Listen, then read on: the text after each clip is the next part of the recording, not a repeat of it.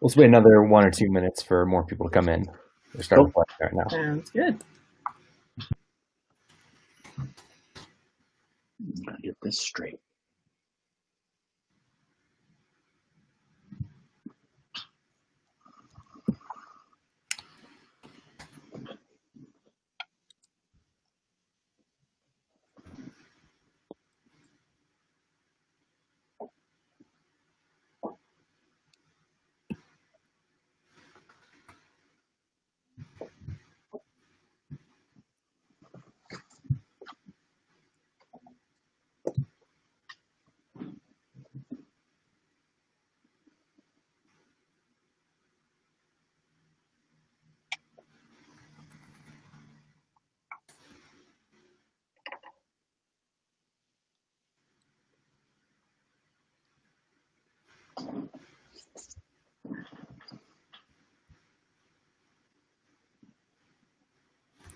We'll get started here in about 1 minute. Perfect.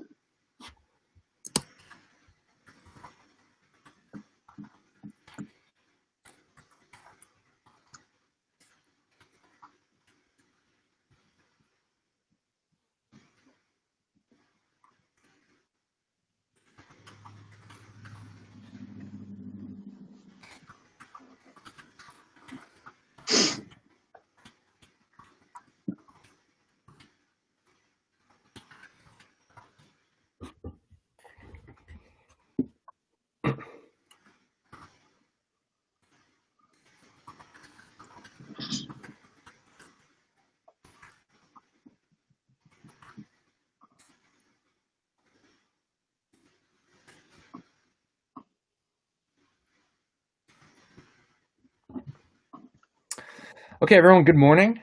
I'm Jeff from Tenbound. And just quick housekeeping item, I just want to let you know that this session is being recorded. Everyone should be on mute, but if you're extra cautious and want to double check that your camera and microphone is off just in case, please go ahead and do that.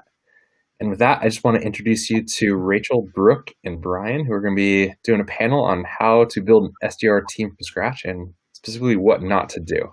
So thank you guys, and I'll let you take it from here.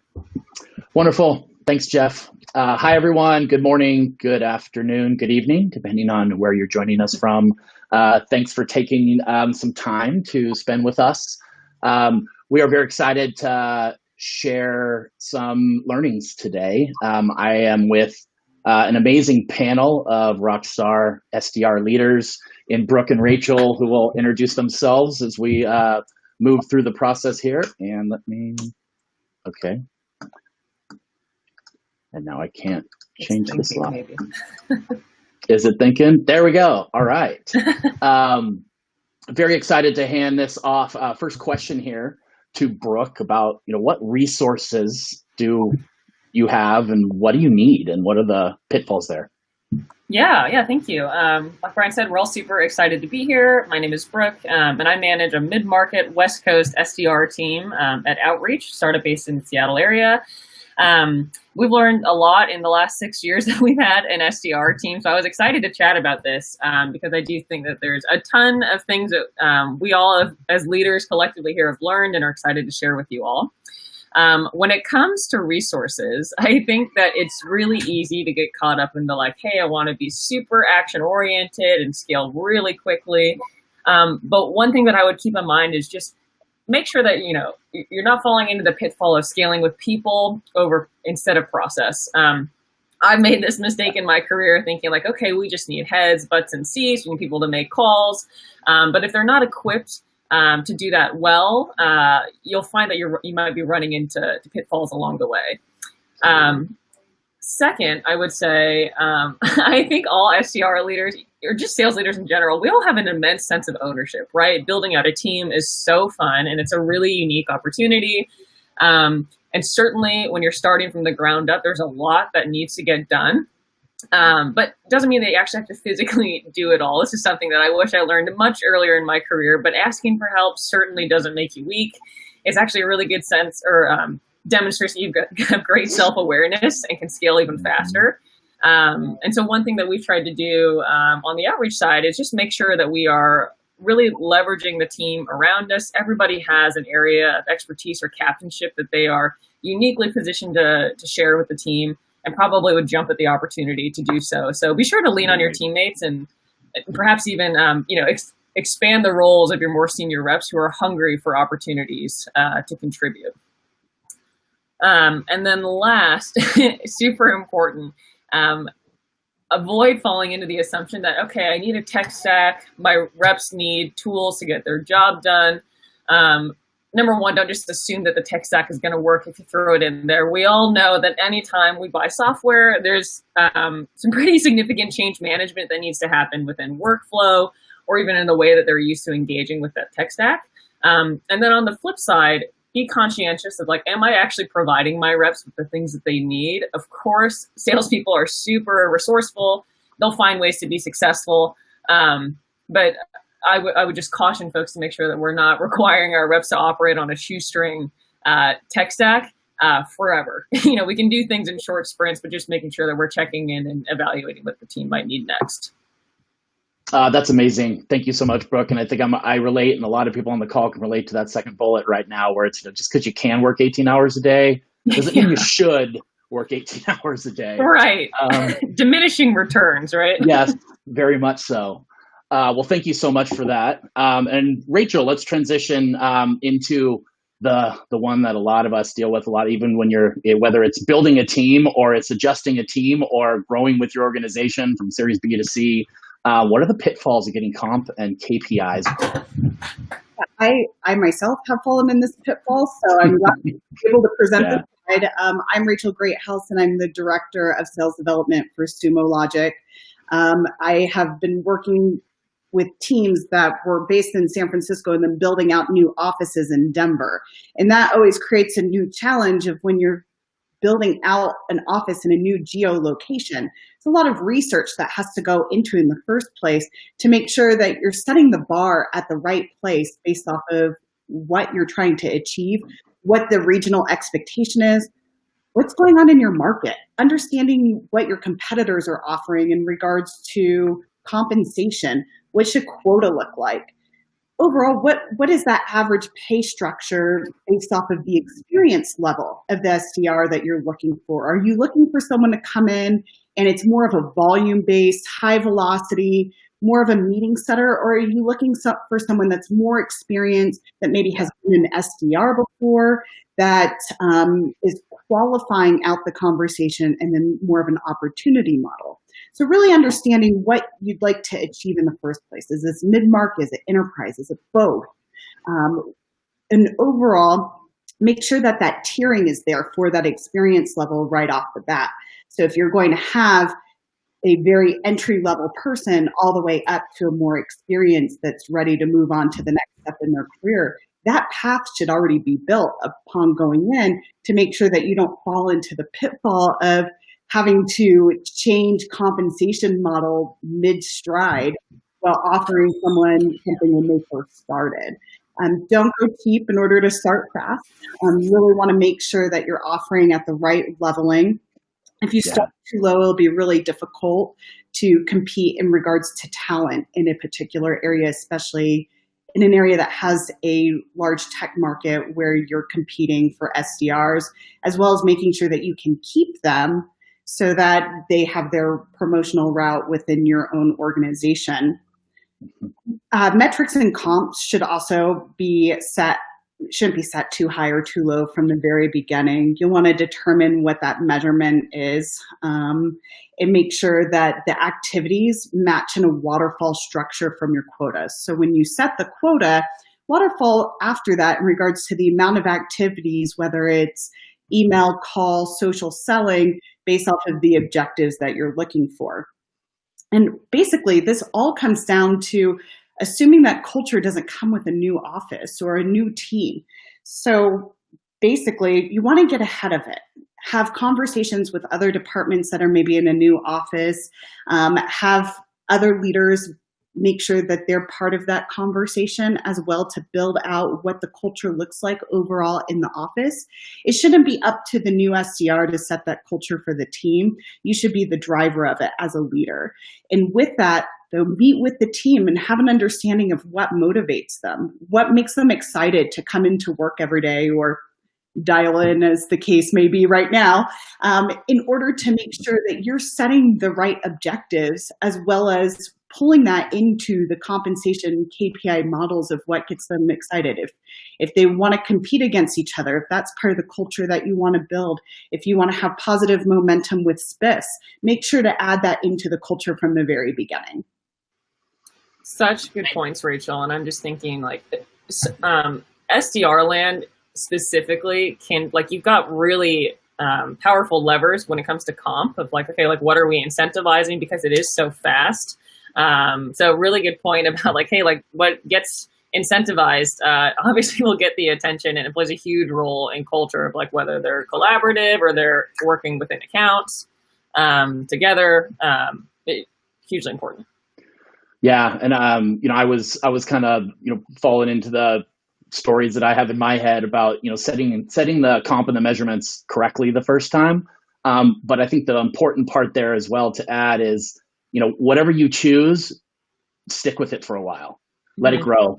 Right. Once the seeds are planted, you can't change every quarter. You can't change every couple months.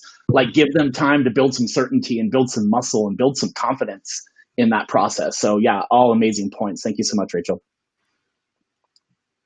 And hello, everyone. I didn't introduce myself in the beginning. Brian Remington. I'm the head of the global inside sales team at Schedulo. And another housekeeping thing I forgot. So we do have a chat feature here. Please add questions. We will have some time, even our compacted 20-minute session. We will have some time at the end to answer some of your questions. So please share those questions or ideas, thoughts, anagrams, whatever you want to put in there. So mine is kind of a culmination of the last two slides a little bit, is don't make assumptions that you understand what your business needs. So specifically around, like, in a lot of cases, anybody that's worked for me, we talk about making assumptions a lot. Assumptions are decisions that usually don't have all the facts. And it doesn't mean your assumption is incorrect based on the data you have. It just means you're lacking the rest of the iceberg in terms of making that decision properly for the short and the long term. So are you single threading your decision? So even if you're given the ability to build something from scratch, and this could be the first SDR at your organization, this could be going from an inbound to an outbound organization, this could be going enterprise, or opening a new office in the US.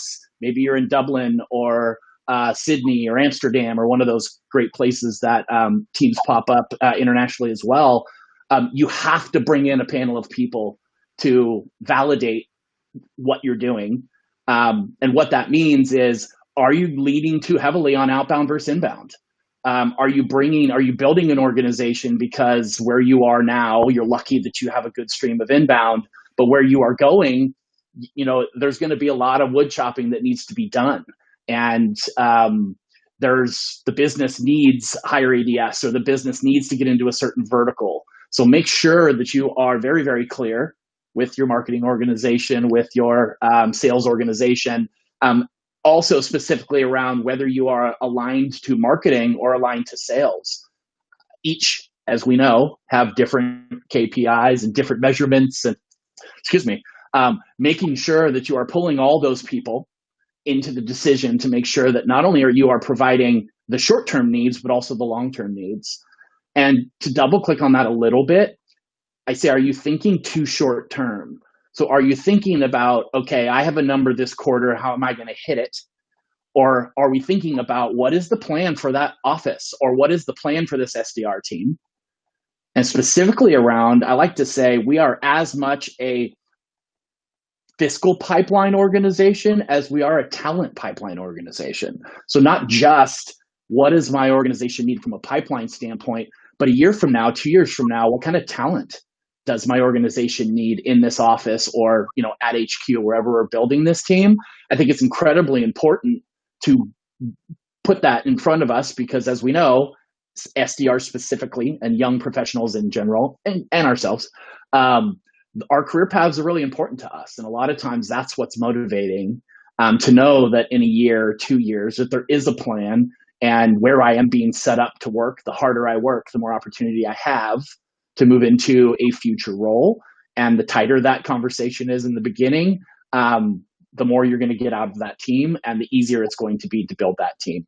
And I love going back to the point that I think was made on both slides around, like, you have one chance to set the bar, right? You have one chance to hire someone, and whether that's culturally, systemically, any of those types of things. But think about, from your business standpoint, what do we need? What is the sales manager? What is the SC manager, sales consultant manager? What is the product marketing manager? Depending on where those career paths are, like, who is their perfect candidate, and how do I de-evolve that down to this person I hire should fit one of those future things? They just need 12, 18, 24 months within the SDR organization, to get their feet underneath them and prove that they were the right hire and the right candidate for those.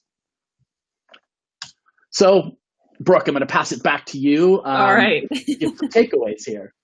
Yeah, we covered a lot in our speed round here in just a couple minutes. But some things to take away is that, number one, building teams is totally a team sport. There's a lot of resources out there, regardless of what department you're rolling up to. Yeah, like Brian said, don't make decisions in a vacuum. I loved what you said about assumptions don't necessarily mean you're wrong, but it could be that you're just operating with only one aspect of information. So be sure to ask for insight from other folks. Start with the end in mind. Think about where your ideal state is, and then work backwards from there. And I know that seems so obvious, but it's so easy for us all to get caught in the whirlwind of the day-to-day and just be kind of making rapid decisions as we go along and lose sight of, okay, what are we working for 2 quarters out from now? So it's just good to check in. And then, as we all mentioned, like, it's so important to set the bar with player number one.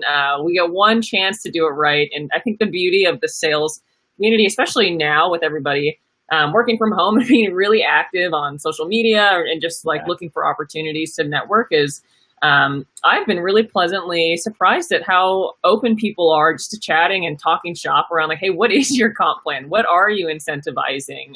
Tell me about superstar reps. What has made them awesome? And taking bits and pieces from the folks around you. So in our last 5 minutes here, we certainly want to open it up to questions. So I'll kick it over to Rachel. Sure. So we do have a few questions that have come in through the chat. So the first one comes from Mike Price. He's asking in regards to our thoughts on hybrid SDRs versus having an inbound only and outbound only teams. Brooke, do you want to take that one? Sure. Love it. Yeah, so I think it certainly depends on the maturity of your business. At Outreach, we have 2 separate teams. Although when we started, I imagined that the few SDRs that we have were kind of doing both.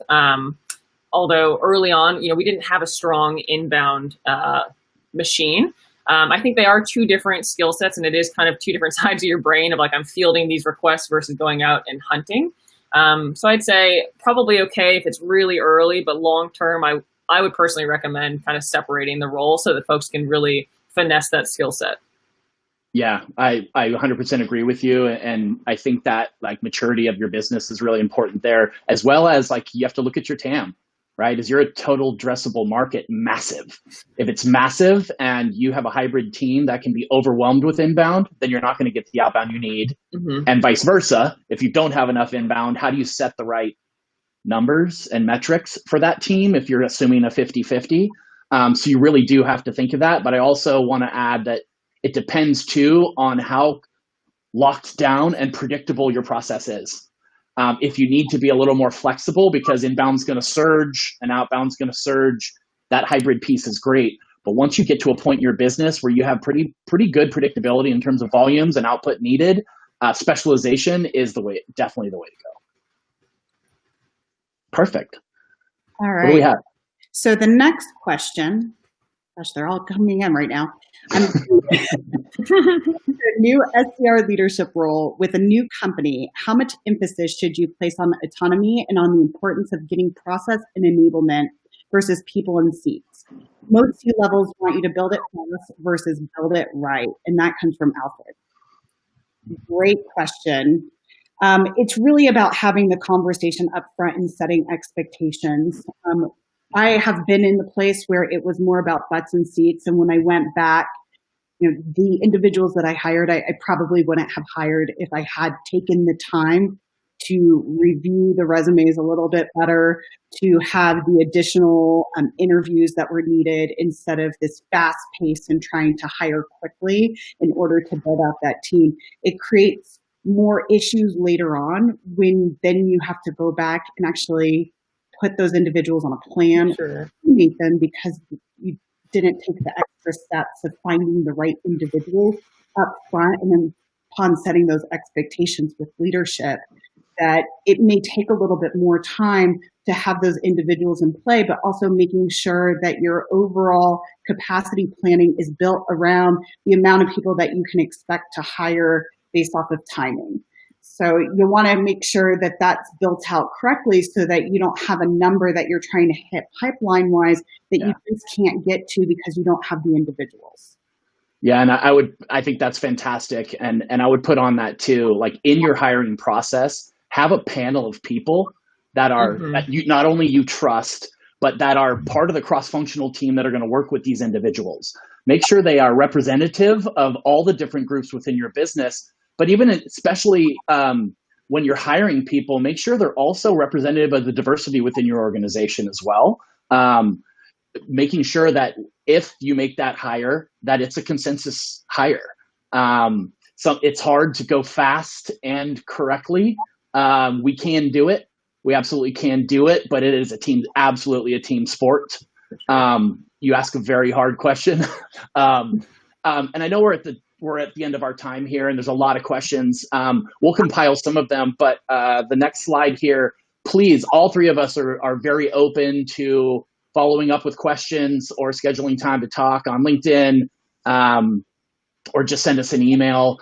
We've really, really appreciated the opportunity to speak to everybody today, and we'll do everything we can to get to all the questions and give it back to everyone. But Rachel, Brooke, thank you so much for teaming up today.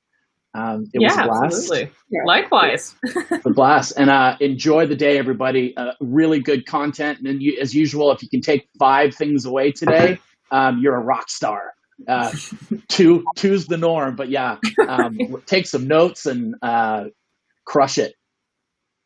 Cheers, everyone. Thanks, everybody. See you, everyone.